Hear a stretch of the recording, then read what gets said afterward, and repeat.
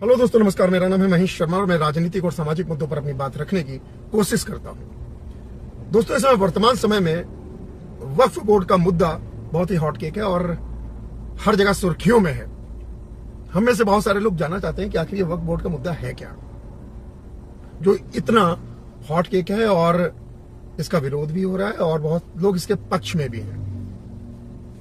एक धर्म विशेष सोचता है कि हाँ ये सही है और एक धर्म विशेष सोचता है कि नहीं ये चीज गलत है, और सबके अलग अलग अपनी राय है। चलिए पहले समझते हैं कि ये वक्फ बोर्ड है क्या। हेलो दोस्तों, मेरा नाम है महेश शर्मा और मैं राजनीतिक और सामाजिक मुद्दों पर अपनी बात रखने की कोशिश करता हूं। और आज मैं आप लोगों के सामने वक्फ बोर्ड का मुद्दा जो बहुत ही हॉट केक है उसके बारे में अपने पॉइंट्स रखना चाहता हूं, और जिसमें आप अपनी राय दे सकते हैं और आपकी क्या राय है, आप क्या सोचते हैं, सही है गलत है। मैं कोई जजमेंट पास नहीं करूंगा, बट उसके बारे में ये है क्या और इसका होना जरूरी है नहीं है, उसमें अपने विचार रखने की कोशिश करूंगा।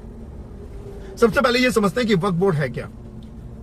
देखिए, वक्फ बोर्ड एक ऐसा, आप बोल सकते हैं, एक ऐसा बोर्ड या मुस्लिम समुदाय का जिसके पास लाखों करोड़ों की संपत्ति है, और इसका पर्पस ये होता है कि गरीब, मासूम, यतीम लोगों के लिए इसका उपयोग किया जाए। जो भी संपत्ति है, जो करोड़ों अरबों की संपत्ति है, इसका किसी धर्म विशेष के लिए, उनके विकास के लिए, उनकी हेल्प के लिए, जो बेसहाय है सारा, उनके लिए इसका उपयोग करना। बट कुछ राजनीतिक और भी बहुत सारे दूसरे कारणों की वजह से ये जो भी प्रॉपर्टीज अटैच होती हैं इनसे, उनका कॉमर्शलाइजेशन हो गया और वो जिस पर्पस के लिए ये रखी जाती है वो पर्पस डिलीवर नहीं हो रहा है, और बहुत बड़े तौर पर इसका भ्रष्टाचार भी हो रहा है। कहीं उनको लीज पे दे दिया जाता है, ये सोशल कॉज के लिए है, बट सोशल कॉज के नाम पर उनको लीज पे दे दिया जाता है, पट्टे पे दे दिया जाता है, और उनसे अवैध कमाई और बहुत कमाई की जा रही है। ये मैं नहीं कह रहा हूं, ये इंटरनेट पे अवेलेबल है। वहां से, उन सूत्रों के माध्यम से मैं ये सारी चीजें आप लोगों के सामने रख रहा हूं। अब इसका विरोध भी हो रहा है। कुछ लोग कहते हैं, कुछ ऐसे धर्म विशेष के लोग कहते हैं कि नहीं ये चीज गलत है, कहीं किसी धर्म विशेष के अधिकारों का हनन है, या उनको दबाने को, या उनको उनके अधिकारों को, या उनसे जुड़ी संपत्तियों को, या उनके प्रभाव को कम करने के लिए सारी चीजें की जा रही हैं। अगर मैं संपत्ति के दुरुपयोग की बात करूं तो वो किस तरीके से हो सकता है कि वक्फ बोर्ड की जो संपत्तियां होती हैं वो समाज सेवी या गरीब की भलाई के लिए होती है, लेकिन कई जगहों पर इनका कॉमर्शलाइजेशन हो गया, व्यवसायीकरण हो गया, जिसकी वजह से जो पैसा आता है वो लोग अपने पर्सनल यूज के लिए लेते हैं, और जो पर्पस होता है गरीब यतीमों के लिए वो उसमें इसका पैसा नहीं जाता है, तो उनका कॉमर्शलाइजेशन हो गया। बहुत सारे वक्फ बोर्ड की कुछ जमीनें हैं या कुछ जो भी प्रॉपर्टीज हैं उन पर भ्रष्टाचार के भी आरोप लगे हैं, कि भाई भतीजावाद हो गया, कि भाई पहले हम ये प्रॉपर्टी हम होल्ड करते थे, अब हम नहीं है तो चलो आप होल्ड कर लोगे, या हमारे भाई भतीजे कोई इस प्रॉपर्टी को होल्ड कर लेगा।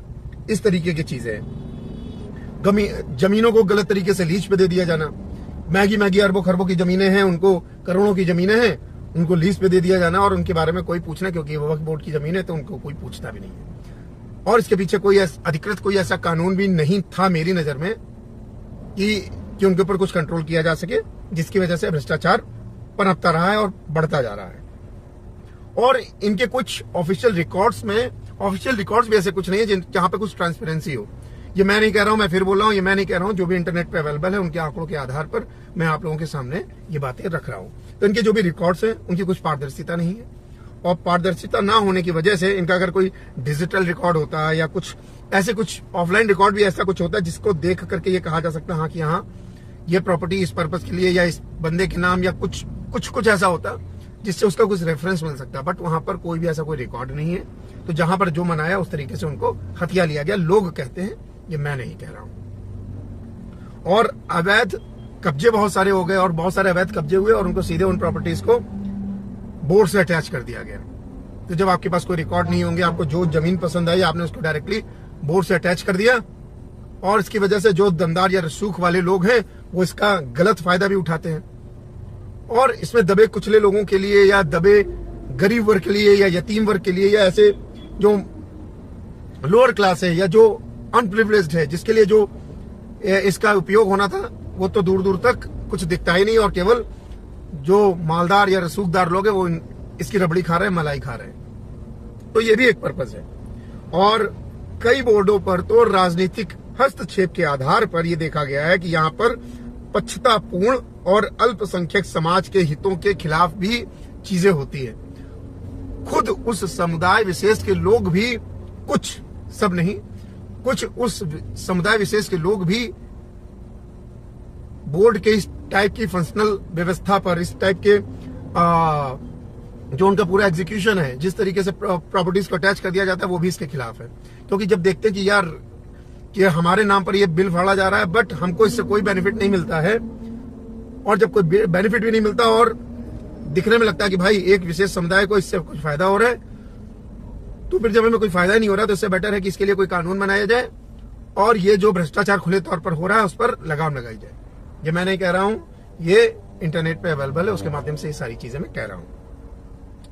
और कुछ मुस्लिम समाज के अंदर भी इसके कारण असंतोष भी फैला हुआ है कि कई मुस्लिम संगठन और लोगों का मानना है कि वक्फ की संपत्तियों का सही तरीके से उपयोग नहीं होना समाज के विकास को भी प्रभावित कर रहा है।